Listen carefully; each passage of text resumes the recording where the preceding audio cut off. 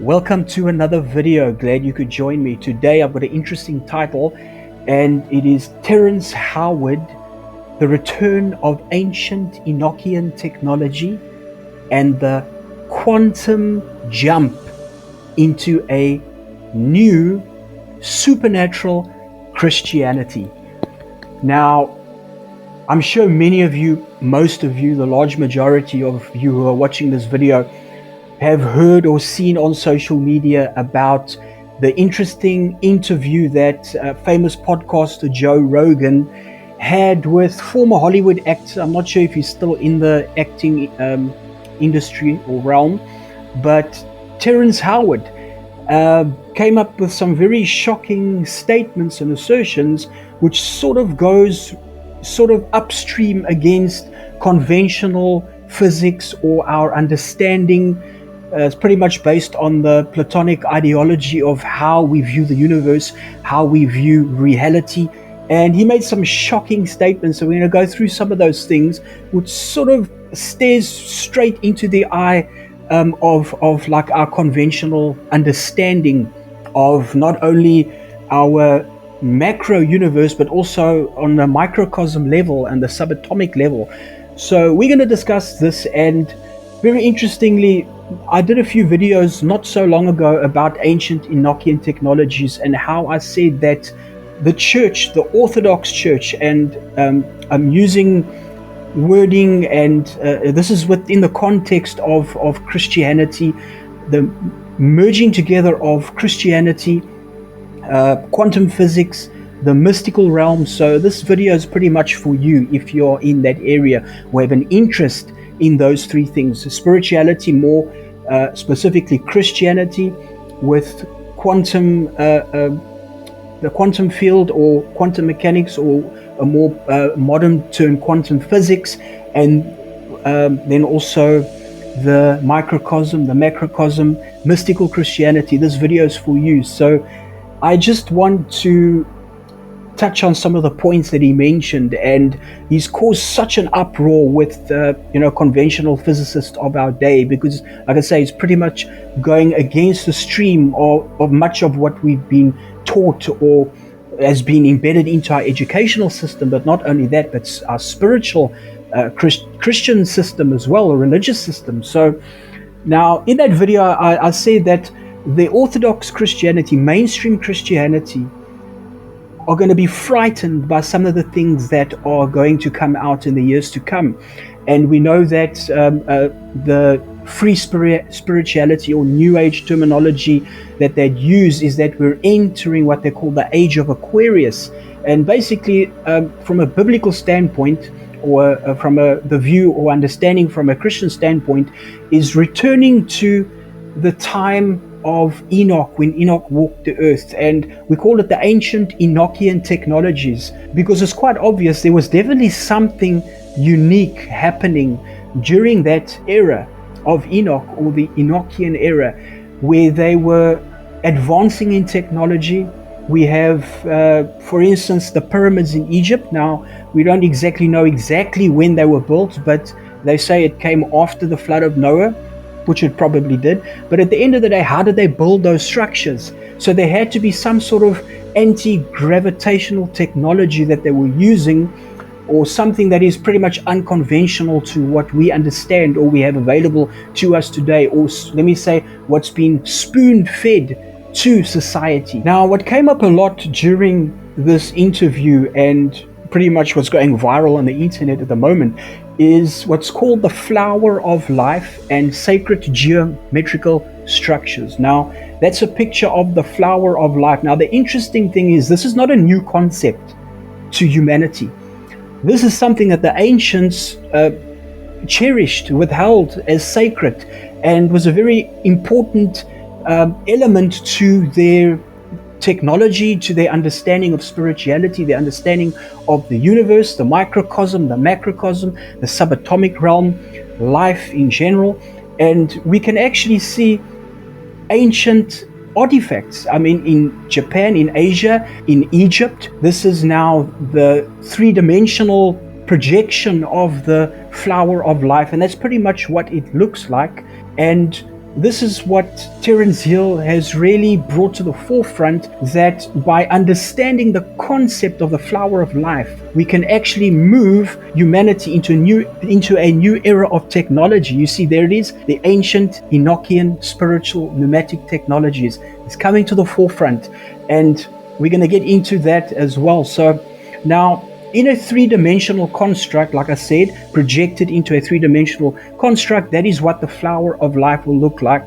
Now, what Terrence Howard claims in this podcast interview is that he can build a propulsion system pretty much based on the flower of life and sacred geometrical structures, which he believes are the fundamental basis for our universe, or understanding the constructs of our universe and what we call reality. And like I say, what's interesting is this is nothing new to the ancients. The mystics as well, they understand the flower of life, and this is what has given mystics, or ancient mystics, an edge and insight into the deeper things of our very existence, the constructs of the universe, where we came from, where we're going. Now, this next slide excited me so much, because he was saying that he can create the planet Saturn, for example, with zero gravity factor. Now, this completely goes against the ideology, or what we've currently understood or been educated about how planetary systems came into formation, what sustains them. And he basically says, and I'm going to quote from him, he says he's able to rebuild Saturn, the Milky Way galaxy, and the universe without gravity, or the factor of gravity involved, using a simulation system invented at Princeton University called the Deep Potential Molecular Dynamics System. Zero gravity. Did you hear that?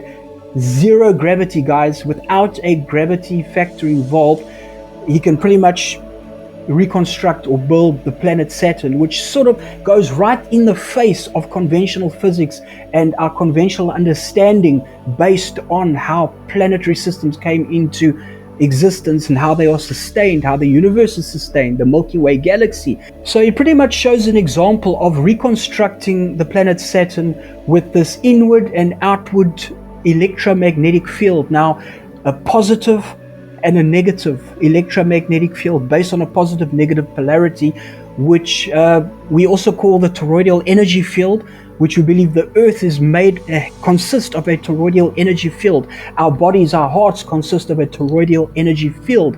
And this is what the mystics, the ancients, have known for centuries, withheld knowledge. Not that they've tried to keep it withheld or secret from the masses, but the small minority, the people that control the world powers, have tried to withhold this information, because if we are able to tap into this, which is what's happening at the moment, it's like an age of enlightenment, an age of forced knowledge, where we are forced, whether you're spiritual, whether you're Christian, Buddhist, Muslim, Jewish, free spirit, atheist, we're entering that age of forced knowledge where we're forced into the exposure of this stuff, and you're going to get completely frightened. It could literally it could rock your faith if you do not allow yourself to think out of the box and not within the constraints of what has been designed for us,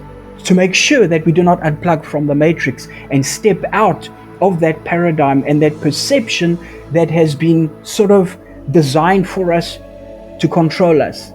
So this inward and outward pushing force with a magnetic field, positive, negative polarity, positive, which he calls male, negative, female, which also goes back to ancient mystics, and pretty much saying that this whole theory, if it proves true, it gives us undeniable evidence that the creator of the universe, the creator of all things, has to have a perfect equilibrium between male and female, whether you call it male energy, female energy. And like I say, this frightens Orthodox Christianity, conventional mindsets, completely frightens it, because now you're saying God is not just male, he's also female. Well, the thing is, if we go back and we dig back into what the ancients believed, the ancient Hebrews believed, it's even embedded in our Bible. The word Shekinah in Aramaic it's feminine in nature. the Bible talks about wisdom as a female entity. So this is nothing that's foreign to the ancient Hebraic spirituality or even early Christianity. This is nothing foreign. But what's happened is based on the Platonic ideology that has been ingrained into our very education, our spirituality, the way we understand the concept of the universe, the way we understand our Christian faith is based on that system, which is actually foreign to the ancients. So we shouldn't really be frightened by this. Is God a female? I don't believe God's a female. Is God a male? I don't believe he's a male. But he's portrayed as a male in this masculine sort of picture in the Bible. But the Bible also mentions the creative power or the wisdom of God, even the Holy Spirit, in a feminine sense, which some would call the divine mother, or the female aspect of the divine. Like I said, it doesn't mean that God is female in nature or male in nature, but he presents or he projects himself to us with the characteristics of male and female in various different places in the Bible, in creation. Now, we have here straight line, curved line, male, female, and toroidal energy fields. Our heart is based on a toroidal energy field. It says the heart, the energy, the electromagnetic field around the heart, they say, is 5,000 times more than that of the brain. So it's been proven that our heart is actually a thinking mechanism or thinking organ, greater than the brain, greater electromagnetic field, greater in dimension, if you want to call it that. Now, I'm going to quote him directly here, and he says, this is a particle simulation involving the physics in creating our planet. We could do this before because we were going by the Cartesian space plane, okay, 90 degrees, 40 degrees, etc. And the straight line concept. Remember linear, Greeks think 1, 2, 3, the linear understanding of time. Or he quotes, he says, or church-like space they have generated because they wanted to promote the cross, okay? Now, don't misunderstand me here. They wanted to promote the cross. The linear concept is based on Greek thinking. The Greeks think 1, 2, 3. Today is the present. Backward was yesterday. Forward is tomorrow. Up is to heaven. Down is to hell. Whereas the Hebrews, you see, again, this is nothing new. This is not a new concept. The ancient Hebrews read from left to right. Sorry, from right to left. We read from left to right. So it's in reverse. The very concept of stepping into other dimensions or stepping through the doorway into another realm, in the mind of a Hebrew, ascension is not going up. Ascension is like stepping through a doorway.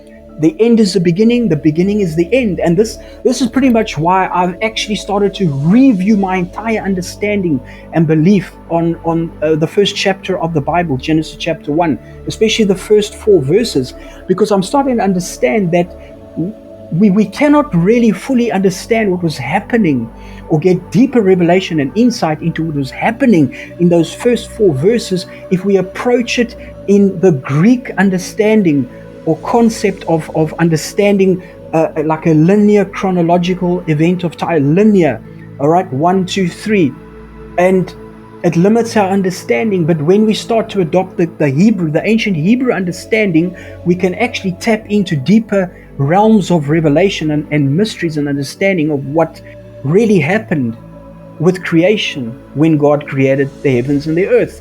And so this is pretty much why I'm reviewing that, because the Hebrews think in circular motion. So he pretty much explains how he believes the whole system involves this inward pull and this outward pull based on a positive negative polarity, the male, the female, and it's a constant loop. And pretty much we understand that energy is based on motion. So this proves what we understand of the first law of thermodynamics that says energy cannot be destroyed or created. It can only simply be moved from one form into another. So we look at kinetic energy converted into electrical energy. Motion is involved from moving an energy body from one form into another. And this is pretty much what he is emphasizing with this theory that he's got And it's crazy, but it makes sense if you actually think about it. Non-linearity thinking outside of the Platonic mind ideology that the system has pretty much constrained us into, confined our minds into this box, this paradigm, which has limited us, limited the frameworks of our understanding of where we come from, where the universe comes from, where the earth comes from. And a very interesting thing he brings up as well is the waveforms. We understand waveforms are curvature. Think about a sinusoidal wave, the waveform for alternating current, the electricity that supplied your home here in South Africa, 220 volts, I think in the UK 110. But it's curvature, it's a curvature wave. And we look at this, the crazy thing about it is we look at this, we study it for years, we learn about it in physics, in engineering. The sinusoidal wave is curvature formation. So how do we get from that to understanding things based on a linear concept? How do we get there?